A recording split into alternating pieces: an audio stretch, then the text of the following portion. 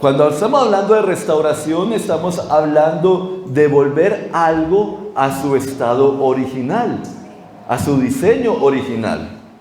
Y es hermoso, ¿no?, poder ver los programas que restauran una cantidad de piezas, carros, artefactos, y es entretenido no ver cómo algo que parece ya acabado y empiezan a ponerle pintura, a recuperar piezas y termina eso bien bonito. En la vida cristiana tomamos mucho ese tema, restauración, y cuando estamos hablando de restauración en el aspecto cristiano, estamos hablando de alguien que ha caminado en la vida cristiana y que por X o Y motivo ha tomado malas decisiones, se ha sentido golpeado en la vida y a veces parece como hasta acá llegué yo. Estoy con el Señor y vuelvo a la iglesia y estoy con el Señor, pero todas aquellas cosas bonitas que tenía el Señor para mí, hasta acá llegaron. Pero no es así. Porque el propósito y la voluntad de Dios siempre es restaurar. Y no solamente al pueblo de Dios, sino que cuando la obra de la salvación como tal es una obra de restauración. Porque la Escritura habla acerca del problema del ser humano que se apartó del hombre, perdió el diseño que Dios tenía para él y terminamos cometiendo una cantidad de cosas contrarias al propósito divino de Dios. Y cuando viene y el Señor se involucra, porque el Dios está interesado en restaurar aquello que se perdió. Se involucra tanto que envía a su Hijo. Jesús es el único hombre que ha vivido conforme al diseño original que Dios tuvo al principio para nosotros. Jesús es el único que ha vivido de tal manera que nosotros no hemos podido. Así que el propósito de Dios cuando el Padre envía a su Hijo es precisamente para eso, para restaurar, para rescatar lo perdido. Ese es el deseo de Dios, ese es el Evangelio. O sea que cuando usted llega a la vida cristiana, no es simplemente Dios perdona mis pecados y sigo igual. No, Dios te perdona si tú crees y te arrepientes, pero Dios, el deseo de Dios es transformarte cada día y el modelo que nos pone no es ningún youtuber, no es ningún artista de la farándula. Tu modelo, mi modelo se llama Jesucristo. Ese es el modelo que tenemos nosotros. Hacia esa altura Dios nos quiere llevar. Es una vara muy alta, ¿cierto? Pero el Señor ha dado todos los recursos para hacernos caminar. Y hoy quiero darle unos principios de qué es lo que produce restauración en una vida. Y quiero invitarlo para que vaya a Nehemías capítulo 10, versículo 28. Libro de Nehemías 10, 28. Está ahí antes de los Salmos. Y dice de la siguiente manera. Nehemías 10, capítulo 10, versículo 28. No Jeremías, Nehemías.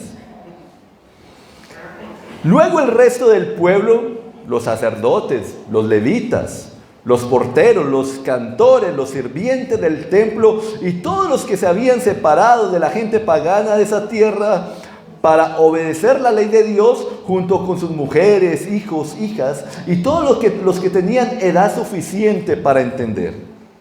Se unió a sus jefes y se comprometió mediante juramento. Juraron que caería una maldición sobre ellos mismos si dejaban de obedecer la ley de Dios dada por su siervo Moisés. Prometieron solemnemente seguir al pie de la letra todos los mandatos, las ordenanzas y los decretos del Señor nuestro Dios. Nos comprometemos a no permitir que nuestras hijas se casen con los habitantes paganos de la tierra, ni a permitir que nuestros hijos se casen con sus hijas. También prometemos no comprar mercancía ni grano que la gente de esta tierra traiga a vender en el día de descanso o en cualquier otro día sagrado. Cada 7º año dejaremos que nuestras tierras descansen y perdonaremos toda deuda. Además, nos comprometemos a obedecer el mandato de pagar el impuesto anual del templo de 4 gramos de plata para los gastos del templo de nuestro Dios. ¿Qué tal si levantamos una oración y le pedimos a Dios, Señor, haznos entender y habla mi vida? Usted le va a pedir a Dios, Señor, habla mi vida y que yo pueda ser útil para bendición suya. Padre, te damos muchas gracias por tu bondad, por tu fidelidad. Gracias por tu amor y tu misericordia, bendito Dios. Gracias por esta mañana, bendito Dios, porque tú eres bueno para con nosotros. Oro, Dios mío, que sea tu presencia obrando, Dios mío, en cada persona, bendito Dios. Tú conoces la necesidad. Pero que en esta mañana tú traigas sanidad, restauración, salvación. Que tu palabra, bendito Dios, transforme, Dios mío. En tus manos estamos, Señor. Necesitamos de tu presencia en gran manera. Que nos hagas entender tu propósito para nuestras vidas, Señor. En el nombre de Cristo Jesús. Amén. La restauración demanda separarse de lo pagano y unirme a Dios en obediencia y cumplir su propósito para su pueblo, para mi vida. La restauración, el primer principio de la restauración comienza con la determinación de separarme de todo aquello que no honra al Señor. Dice el versículo 28, luego el resto del pueblo, los sacerdotes, los levitas, los porteros, los cantores, los sirvientes del templo y todos los que se habían separado de la gente pagana de esa tierra para obedecer la ley de Dios junto con sus mujeres, hijos e hijas y todos los que tenían edad suficiente para entender. Les voy a dar un poco algo del contexto de esta historia y por favor acompáñenme en esta narración, en esta película. El Señor había escogido un pueblo llamado Israel. Ese pueblo tenía que ser diferente a todos los demás pueblos. Ese pueblo era el tesoro especial de Dios. Ningún pueblo era igual a ese pueblo porque ese pueblo tenía al Dios vivo y ese pueblo tenía que manifestar el carácter de Dios, su justicia, su verdad, su misericordia, todos esos atributos divinos. Pero el pueblo de Israel, Dios le dice, les promete dar una tierra y efectivamente le da una tierra. Se levanta un reino como el de David, y ese reino empieza a prosperar, y ese reino no es igual a ningún otro reino, es diferente a todos los demás. Ese era el propósito de Dios, un pueblo ¿qué? Diferente. Sin embargo, Dios desde el principio les da una advertencia acerca de que si en vez de seguirlo a Él, empiezan a seguir a otros pueblos, entonces vendría maldición sobre ellos y Él los entregaría a sus enemigos. La historia de Israel es una historia constantemente de fracasos. Un llamado a ser un pueblo especial, pero un pueblo que constantemente fracaso tras fracaso. Y solamente en algunos momentos se ve la diferencia. Dios es paciente con ellos. Pero a lo último, este pueblo Dios lo entrega a sus enemigos, específicamente a Judá, la entrega a un pueblo llamado Babilonia y se los llevan todos cautivos para otra nación. Cuando están en aquella nación hay una profecía, hay una palabra que Daniel empieza a orar por ella, una palabra del profeta Jeremías, y es que dentro de 70 años el pueblo iba a regresar a su tierra. Y efectivamente Dios cumple su promesa. Y el pueblo regresa allí bajo un descendiente del rey David llamado Zorobabel. Trae a su pueblo, el rey de Persia les da el permiso para regresar y ellos regresan allí a su tierra nuevamente. Eso es lo que quiere decir ese salmo que usted a veces canta que dice: cuando el Señor hiciera volver la cautividad. Estar contando esa historia. Y entonces el pueblo llega y empiezan a levantar un altar, luego levantan un templo con muchos problemas, con mucha adversidad. Sin embargo, después de unos cuantos años, 50, algo así, llega un sacerdote llamado Esdras, que busca fortalecer al pueblo en cuanto a la enseñanza de la ley. Luego hay un hombre, un servidor del rey, de un rey de Persia llamado Nehemías, y le cuentan que el pueblo de Jerusalén está en unas condiciones, la muralla está en el suelo, y entonces Nehemías ora a Dios, Dios le da gracia delante del rey, el rey lo respalda y él vaya, y allí está Esdras, Nehemías nuevamente delante del pueblo. Cuando llegan al pueblo que ha regresado de su cautiverio, ellos se dan cuenta que este pueblo nuevamente está cometiendo cosas erróneas. Se están uniendo a otros, a los pueblos de alrededor. No están guardando la ley de Dios.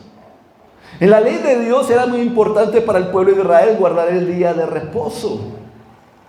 Los poderosos, los ricos del pueblo se estaban aprovechando de la miseria y de la necesidad de los más pobres hasta tal punto que hacían de sus hermanos esclavos. Cuando Nehemías y Esdras se enteran de esto, se espantan, sienten terror. Y el terror que ellos sienten es porque esas fueron las causas por las que Dios nos llevó al cautiverio. Esas fueron las causas por las que fuimos esclavos de nuestros enemigos, y ustedes están volviendo a hacer lo mismo. Entonces empieza una restauración y convocan un día de confesión y pasan todo un día confesando sus pecados.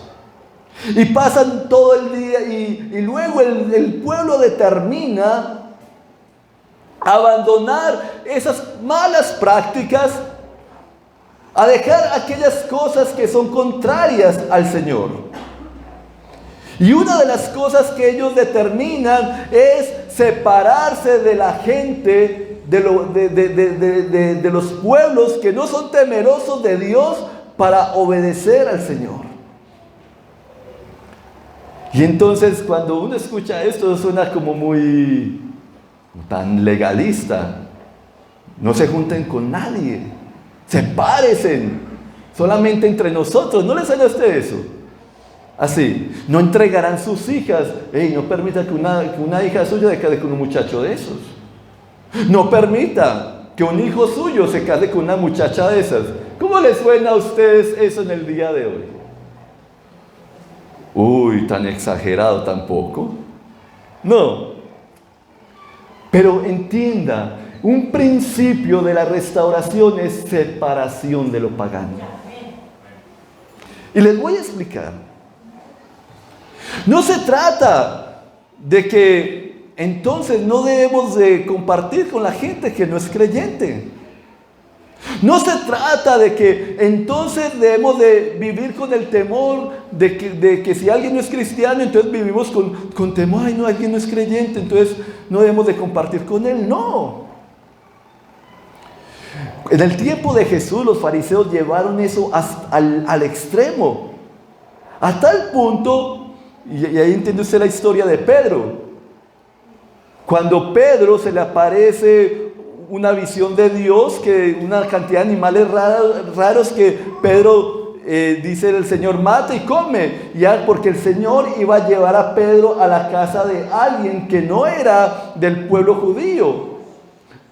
Y allí entró a la casa de Cornelio, y lo primero que dice Pedro a Cornelio es: tú sabes que nosotros no debemos de hacer esto, de entrar a la casa de alguien que no es creyente, pero el Señor me ha dicho. Él llegó a tal extremo de que, no, yo no, imagine usted que lo inviten donde su abuelita, pero su abuelita no es creyente. Dice: no, yo no voy a ir al cumpleaños de mi abuela, todos son paganos. No. Ellos, los fariseos, llevaban eso al extremo. El principio es el siguiente: cuando usted se da cuenta, no había problemas. Es un pueblo que comercia con otros pueblos, que hay relaciones. Usted ve al rey David, que se relacionaba con otro rey. Tenía un rey muy amigo de otra nación, y así por el estilo. Pero cuando estamos hablando de apartarse de lo pagano, es: abandone las prácticas de los pueblos que lo rodean. Abandone las prácticas de los pueblos que le rodean. Ese es el punto importante allí. Porque somos tentados a ello. Somos tentados a: si todo el mundo lo hace, está bien, entonces yo también lo puedo hacer. Y todas las culturas tienen cosas muy bonitas, pero tienen cosas también muy, muy feas. Por decir, en la cultura del Oriente, esos pueblos donde están aquellas personas con sus ojos rasgados, hay algo muy lindo, y es la honra a los ancianos. La honra a la gente adulta. Para ellos ese sentido de honra es algo muy manifiesto, un principio divino, aunque no sean creyentes. Entonces las culturas tienen cosas bonitas, pero las culturas también tienen cosas horribles. Por decir, tiempo atrás yo escuchaba cosas como estas, yo creo que todavía, de un papá que lleva a su hijo a un prostíbulo para que sea hombre.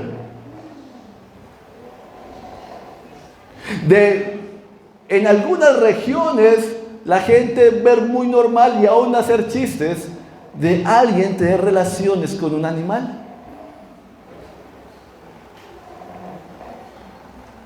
Si vamos más acá, es muy normal que alguien se gane la vida exhibiendo su cuerpo a unos extraños a través de una cámara.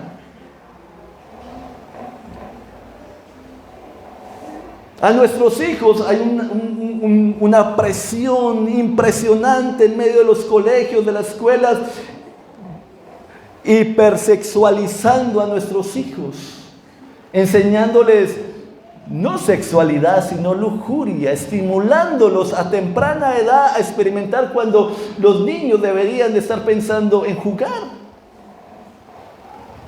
Y los héroes, los que admiran acá en nuestra nación, son los artistas que más publicitan toda esta lujuria. Pero si todo el mundo lo hace, es normal. Esa es la cultura. Y sin embargo, no es que qué pena, es normal para todo el mundo. Pero abandona eso. Abandona lo pagano. No significa que no te relaciones con la gente. Ahora bien, llega a tal punto que dice: no entregues tu hijo a ellos para que quede con una hija de ellos. No entregues tu hijo. Yo puede sonar muy exagerado, pero es un principio que Dios le había dado al pueblo a través de Moisés. Dice: no hagan ningún tipo de tratado con los pueblos que viven en la tierra, porque ellos se entregan a pasiones sexuales en pos de sus dioses y los ofrecen sacrificios. Te invitan a participar con ellos en comer lo que ofrecen en sacrificio, y tú irás con ellos. Acto seguido aceptarás a sus hijas, quienes hacen sacrificio a otros dioses, como esposas para tus hijas, y ellas seducirán a tus hijos para que cometan adulterio contra mí al rendir culto a otros dioses. Mire el punto ahí. El problema de unirse a alguien que teme a Dios con alguien que no teme a Dios es la seducción a seguir otros dioses. Es eso.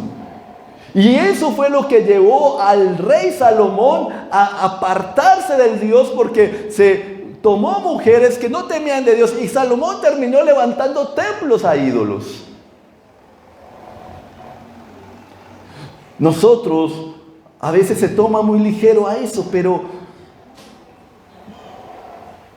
cuando en Corintios, tomando ese tema, dice: no se unan en yugo desigual con los incrédulos. ¿Qué comunión tiene la luz con las tinieblas? Normalmente lo tomamos en cuanto al noviazgo, pero tiene que ver con cualquier sociedad, con cualquier unión, que usted se una con alguien para caminar en pro de alguien. Cuando estamos hablando de un yugo, bueno, los que no saben qué es un yugo, era un madero que se le ponía al buey, a dos bueyes, para que los bueyes caminaran junticos y pudieran hacer ese recorrido al sembrar, al romper la tierra. Un madero, yo me uno con un madero con otra persona. Ahora bien, ¿con quién se une usted para caminar en la vida? ¿Con quién? Y cuando yo entiendo ese principio, entonces tengo que tomar decisiones sabias, porque no es como la gente dice que mi fe en Dios es una partecita de mi vida y que todo lo demás ya es otra. No, la fe en Cristo tiene que ver con toda área de mi vida. Piense usted en un momento, usted queriendo adorar a Dios, pasar un tiempo en comunión, pero quien está contigo quiere una noche de rumba. Quiere simplemente pasar. Entonces es muy complejo. Y yo lo he visto. Bueno, si usted ya se casó, ya está casado ya. Bendígalo y ore por él. Dígale: Señor, ten misericordia, obra en mi esposo, en mi esposa, porque ya es su esposo y su esposa. Y por la gracia de Dios, Él puede recibir bendición a través de usted. Pero si usted está soltero, alguien una vez me dijo, dos decisiones importantes en la vida. La primera es: rinde tu vida al Señor Jesucristo. La segunda es: ¿con quién vas a caminar el resto de tu vida? ¿Al lado de quién? Y yo he visto la diferencia de cuando dos personas están de acuerdo en amar, en temer a Dios, y cómo hay un fluir de Dios en medio de ese hogar. Y también he visto las batallas y luchas tan duras que tienen hermanos y hermanas porque tomaron una decisión incorrecta. Siguen amando a Dios, buscan agradar a Dios, pero no es lo mismo. No es lo mismo. He visto, yo me levanté en mi generación, una cantidad de gente que tenía una proyección de parte de Dios de bendición, y yo los veía por encima de mí. Yo, wow, fulano, perano, wow, cómo Dios obra en ellos. Pero tomaron una decisión incorrecta de unirse a alguien que no tenía temor de Dios. En medio de la iglesia, usted debe mirar, porque en medio de la iglesia usted tiene que: Señor, dan un hombre de Dios, una mujer de Dios. No pida un hombre ni una mujer que venga a la iglesia. Pida un hombre, una mujer que ame al Señor. Y Señor, y que yo pueda ser ese hombre, esa mujer que te ame, y que esa persona sea de bendición para mi vida y yo de bendición para él. Pero un yugo es alguien con quien usted camina. O sea, no solamente tiene que ser en la parte de noviazgo, también en la parte de sociedad, de amistad. Estamos tan unidos a alguien que no tiene temor de Dios, y en vez de manifestar nuestra influencia, nuestra misericordia, el Dios de nosotros a ellos, nos dejamos arrastrar de ellos, y no debe de ser así. Si usted no tiene el poder, la autoridad, ni se ha metido con Dios para influenciar en los que están a su lado, y si esa persona tiene más poder sobre usted para influenciarla, entonces váyase haciendo a un ladito. Pero empiece a despojarse de todo aquello que no honra a Dios. Piense por un momento de qué te debe de despegar. ¿Hay alguna amistad? ¿Alguna práctica inmoral de nuestra cultura que para todo el mundo es muy normal, pero no delante de Dios? ¿Alguna práctica injusta? ¿Hay alguna influencia o artista de moda que es al que escuchas para que él te diga cómo debes de vivir y qué es lo bueno y qué es lo malo? Y es él el que te dice lo que verdaderamente tiene sentido. ¿Lo estás escuchando a él? ¿Te estás uniendo a él?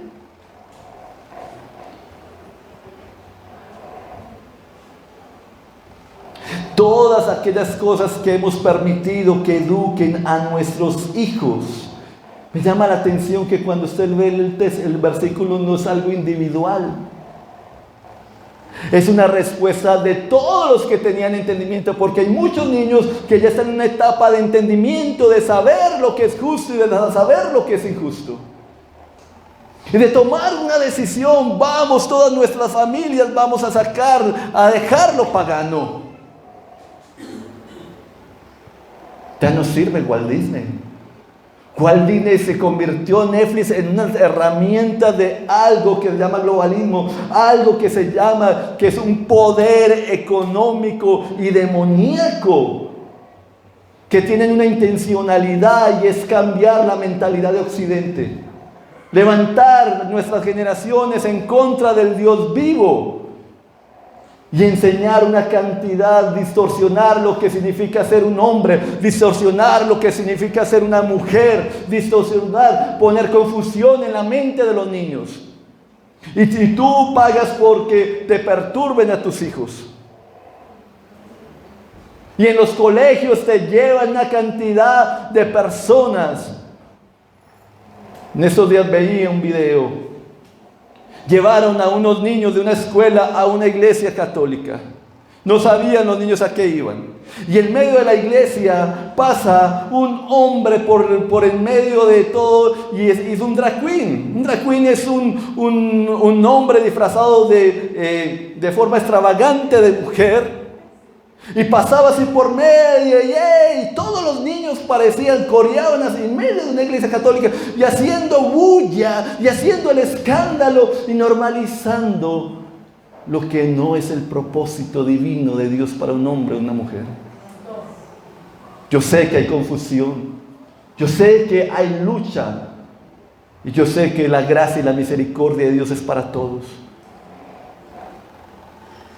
Para todos. Pero hay que distinguir lo pagano de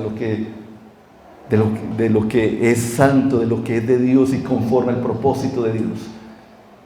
Y entonces usted tiene que empezar a tomar decisiones. Usted, papá y mamá, tienen que tomar decisiones. No puede poner, las maestras te apoyan. Pero bíblicamente los educadores debemos de ser los padres. Gastamos energía en que no les falte nada a nuestros hijos. Gastamos dinero en que no les falte nada, en que tengan la ropa, en que tengan el estreno, en que tengan la educación. Pero cuánto nos ha faltado sentarnos, enseñarles, no con frustración, sino educar, enseñar. Mira, las cosas son así, así, así. Así funciona el mundo. Y usted tiene que preparar por eso. Nosotros le hemos regalado a los padres materiales para discipular a los niños, para enseñarles. Yo no sé cuántos padres lo han usado. En estos días una niña terminó y vino muy contenta que le diera ya la Biblia porque había terminado. Yo me sentí muy contento y le di con mucho gusto. La restauración comienza abandonando, pero también determinando obedecer al Señor. El pueblo empezó, dice que el pueblo, los sacerdotes, levitas, porteros, cantores, los sirvientes del templo y todos los que se habían separado de la gente pagana de esta tierra para obedecer la ley de Dios. Y dice el versículo de Nehemías 10:29 y termina: prometieron solemnemente seguir al pie de la letra todos los mandamientos, los decretos, las ordenanzas y los decretos del Señor nuestro Dios. Ellos, la restauración es: yo abandono y tomo la decisión de obedecerte a ti, Señor. Yo dejo aquello que tú dices, así no es, pero empiezo a tomar, porque la vida cristiana no se trata de lo que no puedes hacer, sino de lo que Dios te ha llamado a hacer. Y empiezo a tomar decisiones. Y entonces ellos empiezan a tomar la decisión de honrar el día de reposo, de no comprar a los comerciantes, porque en aquel tiempo el comercio, la necesidad de conseguir dinero, entonces todo el mundo es dinero y empiezan a comerciar y una cantidad de cosas es parte de la naturaleza. Pero entonces el problema es que seducían al pueblo de Israel para que el día de reposo dejaran de honrar a Dios y que estuvieran más preocupados por tener lo último en la moda. Y entonces, nuestro reposo es Cristo en el día de hoy. El día de reposo era una señal para el pueblo de Israel. El día de reposo era algo práctico, y me encanta eso práctico del Señor, porque el día de reposo todos tenían que reposar, todos tenían que descansar, aún los animales. Y eso es justicia divina, eso es la gracia de Dios. ¡Ey! Y lo otro que nos enseña el día de reposo, porque, para que me reconozcan a mí, que no todo depende de tu mucho esfuerzo, de tu trabajar 12 horas, 7 días a la semana, que hay un día para reposar, que hay un día para honrar a Dios. Y el principio sigue para nosotros, porque en el día de nosotros también los de afuera del mundo sigue seduciendo. Porque para nosotros el descanso se volvió solamente un descanso físico. Necesito dormir, claro, usted necesita dormir. Necesito pasear, claro, eso es muy bueno. Pero el verdadero reposo está cuando tu espíritu y tu corazón reposan en el Señor.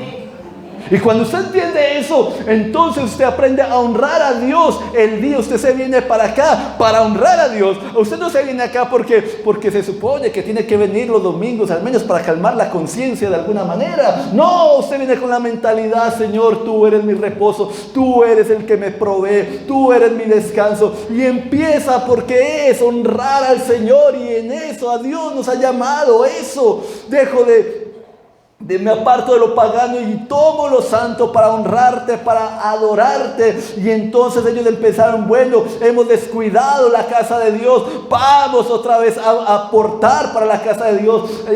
Habían llegado a tal punto que los levitas no podían servir en el templo porque no había sustento para ellos y se tenían que regresar a sus tierras a trabajarlas. Y no, necesitamos levantar la casa de Dios, el pueblo de Dios. Entonces determinaron eso: honrar a Dios con su tiempo, honrar a Dios con sus talentos, honrar a Dios con sus tesoros.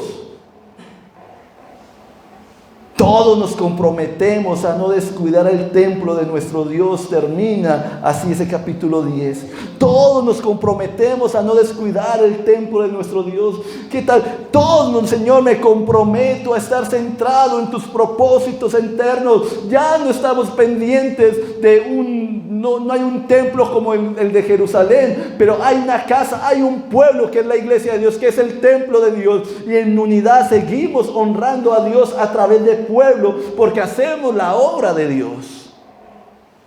Seguimos honrando. Este es el propósito. Cuando usted es parte de una iglesia, usted se une a una iglesia para que como iglesia seamos unos representantes de Dios y que la gente pueda ver un pueblo diferente.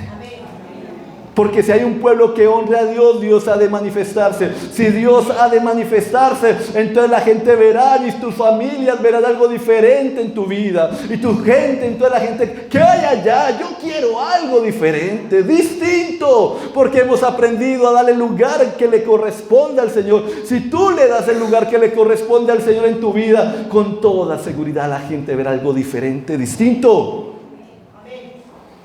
Y ellos tomaron esa decisión. Ya no vivo para mí, vivo para ti, Señor. Fui comprado con precio de sangre. Ya no vivimos para nosotros, sea que comamos o no comamos, que guardemos o no guardemos determinado día. Para el Señor lo hacemos o no lo hacemos, pero es para Él. La determinación de honrarlo. Cuando usted determina honrar a Dios, eso marca la diferencia en su vida. Cuando usted vive simplemente de lo que no puedo hacer o lo que puedo hacer, entonces es un frustrado. Porque por un lado se quiere comportar como cristiano, pero el corazón le pide otra cosa. Pero cuando usted determina honrar a Dios, usted lo tiene clarito. Y entonces Dios se vuelve para usted importante en su trabajo. Dios se vuelve importante allí en su lugar de estudio. Dios se vuelve importante allí en su familia. Porque ¿sabe qué? Yo soy tentado como cualquiera de ustedes. No menos. Pero hay algo que determinado y es, Señor, que mis actos, que mis palabras no te deshonren a ti. Eso ha sido para mí una fortaleza porque estoy pensando en Él, aún por encima de mi esposa. Que no te deshonre a ti, Señor. Entonces, tú debes de abandonar, debo de tomar. Abandono lo que no me sirve, tomo lo que me sirve. Y lo otro es, la restauración comienza cuando entras en pacto con el Señor. Y dice así: juraron que caerían en maldición sobre ellos mismos si dejaban de obedecer la ley de Dios por medio de su siervo Moisés. Determinaron bajo maldición cumplir el pacto de la ley. El pacto de la ley es bajo maldición. Ellos determinaron, dijeron, no será promesa. ¿Se imagina? Señor, si yo no te obedezco, maldícenos. Pero la verdad es que la ley, volver al pacto, es volver a esa alianza, a esa unión con Dios. Dios se ha comprometido conmigo a bendecirme. Así era el pacto. Si guardas y obedeces mi palabra, serás bendito en cada rincón, tu casa, lo que haces con tus manos, tus hijos, todo estará bajo mi bendición. Pero si no haces conforme a mi palabra, todo será maldito. Ese era el pacto. Ellos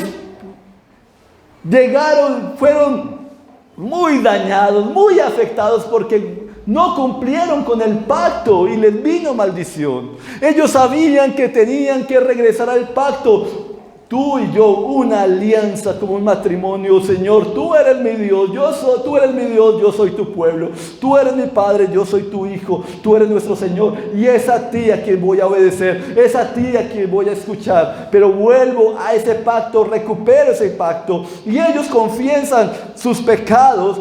Ellos vuelven a hacer las fiestas ceremoniales que hacían, como la fiesta de los tabernáculos. Ellos se separan de los extranjeros. Sin embargo, cuando usted lee el último capítulo de Nehemías, es algo agridulce. Porque a Nehemías se le toca regresar donde el rey. No eran viajes corticos, eran viajes que duraban meses. Va donde el rey a seguir con sus asuntos, era un funcionario allí, y luego regresa. Y cuando regresa, los encuentra igualmente uniéndose con quien no debían de unirse. Un sacerdote Le da un cuarto del templo a un enemigo de Nehemías, y que para que viva. Siguen profanando el día de reposo. Siguen cometiendo injusticia. ¿Usted imagina la frustración de Nehemías cuando llega?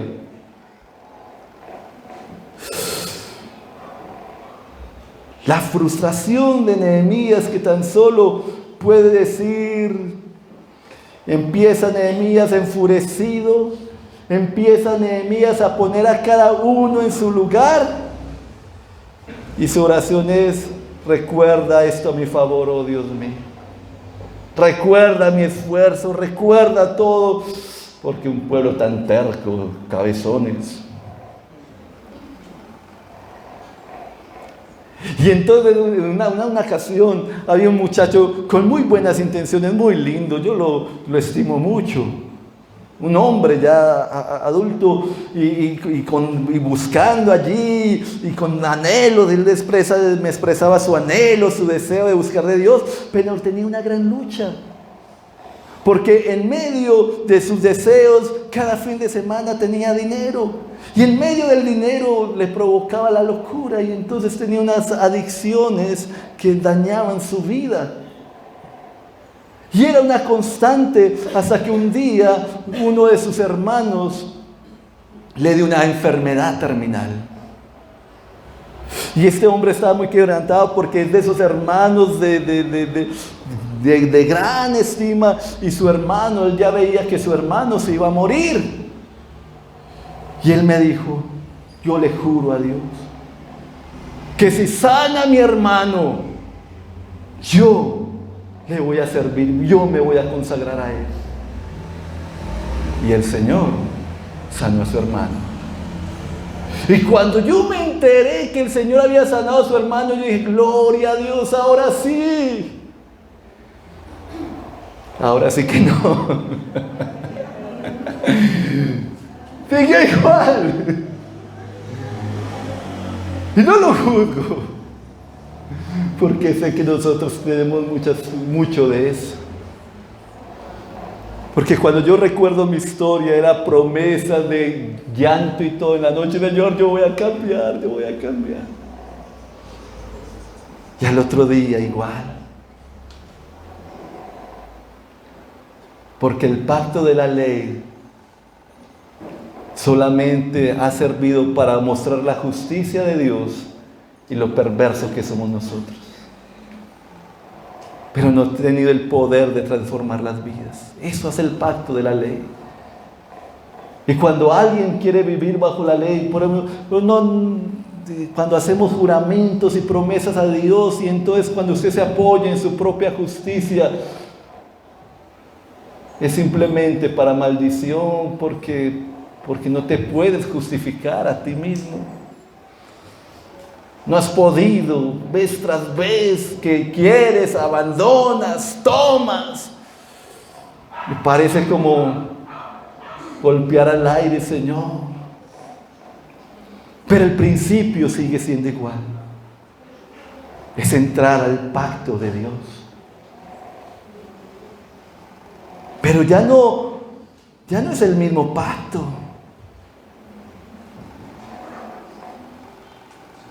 El pacto que nosotros ya no estamos bajo el pacto de la ley, sino el pacto en que nosotros estamos se llama un nuevo pacto. Y el nuevo pacto consiste que todo aquel que cree en el Hijo de Dios tiene vida eterna.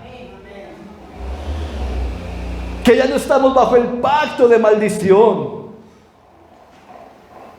Significa que todo aquel que pone su confianza en Jesús y se arrepiente de sus pecados, dice el Señor, le quitaré su corazón de piedra y le daré un corazón de carne para que guarde mis mandamientos. El nuevo pacto consiste en regeneración, en el poder de Dios, Dios mismo actuando en una vida para transformarla, para hacerla nueva, para que esa persona pueda caminar en la senda de Dios. Significa eso que entonces ya no debemos de preocuparnos por obedecer. Significa entonces que ya podemos vivir de cualquier manera, porque al fin y al cabo Cristo murió por nosotros y ya tenemos perdón de pecados y con eso tenemos. No, los principios siguen siendo los mismos. Pero la diferencia es que comenzamos es con el pacto. Comenzamos es con el pacto, no comenzamos cuando yo deje el alcohol, empiezo a buscar del Señor. Lo seguimos esperando. No, ya comienza, es por el pacto. Cuando uno se presenta delante de Dios, uno se presenta en bancarrota, fracasado. Señor, no he podido, mi justicia no me ha servido para un carajo. Mi propia justicia no me ha servido para vivir como tú quieres que yo viva. Y me presento por ahí en la Escritura: bienaventurados los pobres de espíritu, porque de ellos es el reino de Dios. Un pobre de espíritu, un pobre es alguien que reconoce que no tiene cómo justificarse delante de Dios, no tiene con qué comprar su favor. Y llega uno rendido, sin con qué impresionar, sin con qué chicanear. No puedo decir: Señor, mira qué buen hijo soy. No tenemos con qué impresionar. No pudo impresionar al joven rico que nos adelanta en tantas cosas. Ahora estoy yo. Llegamos como necesitados, pidiéndole: Señor, hoy necesito tu gracia, sálvame, perdóname. Y entonces, por causa del Evangelio, por causa de Cristo, yo me arrepiento. Y arrepentimiento significa: Señor, yo sé que esto te desagrada, así me duela, yo abandono esto. Una relación, una amistad, una mala práctica, el pasar viendo en pantalla lo que no debemos de ver. Y por causa tuya, Señor, yo empiezo a obedecer tus palabras, Jesús, porque tú dices que tus palabras, Señor, son vida, son espíritu, y que si yo escucho tus palabras y las guardo, no importa que vengan los nubarrones, no importa que venga la tempestad, yo permaneceré firme, porque tu palabra, Señor, es sustento para mi vida, y yo te voy a seguir a ti, Jesús. Y usted empieza a entender que la vida cristiana, más allá que simplemente portarnos bien, buscar justificarnos, es cuestión de seguir a aquel que murió en la cruz, aquel con el que entramos a un sello. Tú eres mi Dios, yo soy tu hijo, tú me has comprado con precio de sangre, entonces voy a seguirte a ti, porque apartado de ti nada soy. Y entonces, cuando entiendo mi deficiencia, entiendo mi condición, hace que yo dependa de él cada día necesito tu dirección. Hoy vivo para ti, cada día de mi vida soy llamado a vivir en santidad y en justicia delante de ti cada día. Que se me olvide desayunar, que se me olvide almorzar, pero que no se me olvide cada día invocar tu nombre, tu presencia, tener tu palabra pendiente para que direccione mi vida. Hace días estuve en el velorio de un pastor amigo y fui allá a acompañarlo. Yo no conocía a su papá, pero ¿saben qué es lo que me encanta? Discúlpeme, suena como irónico que diga que me encantan los velorios de los hijos de Dios. Suena irónico porque es un momento de tristeza, pero hasta el día de hoy no he visto nada que se le compare a un velorio de un hombre, de una mujer de Dios. Porque en medio de la tristeza y del dolor hay un ambiente de esperanza. Amén.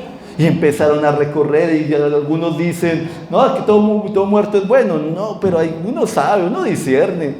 Cuando empiezan a pasar sus hijos a contar la historia de su papá, cuando empiezan a contar la influencia de un hombre sencillo, cuando empiezan a contar nuestra familia, mi padre, nuestra familia estaba en crisis, mi padre era un alcohólico, mi padre no era nada bueno, hasta que un día creyó en el Señor Jesucristo, se arrepintió y su vida fue transformada, y a partir de ahí nuestro hogar fue de bendición.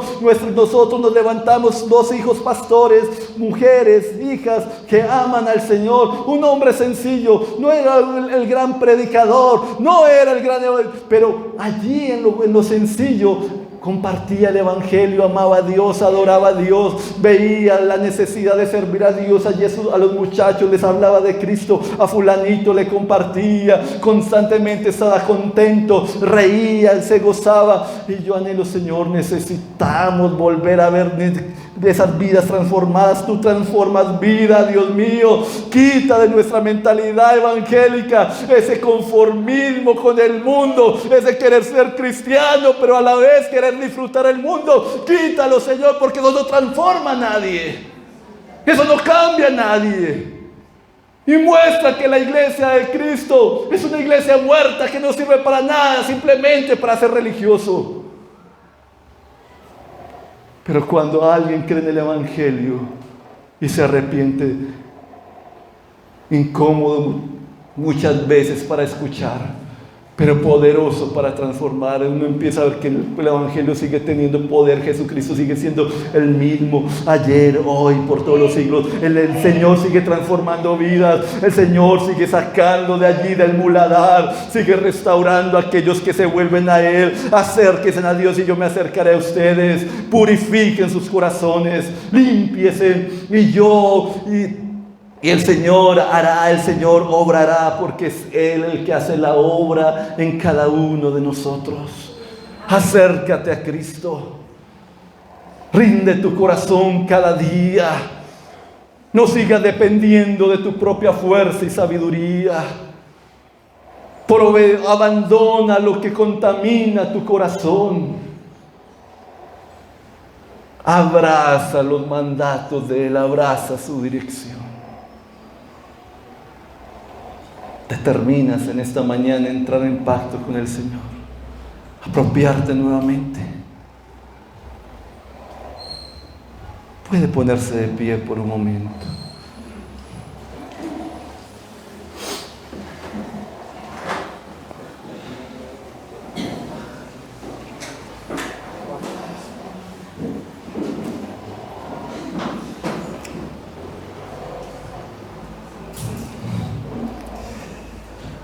Padre Santo, Nehemías no podía estar constantemente con tu pueblo para direccionarlo, pero nosotros podemos estar cada día de nuestras vidas contigo para tu corrección, para tu dirección.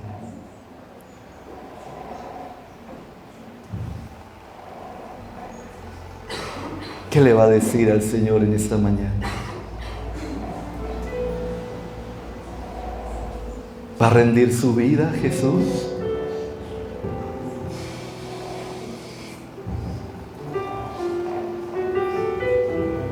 ¿Va a determinar a que su corazón no siga dividido entre lo que yo quiero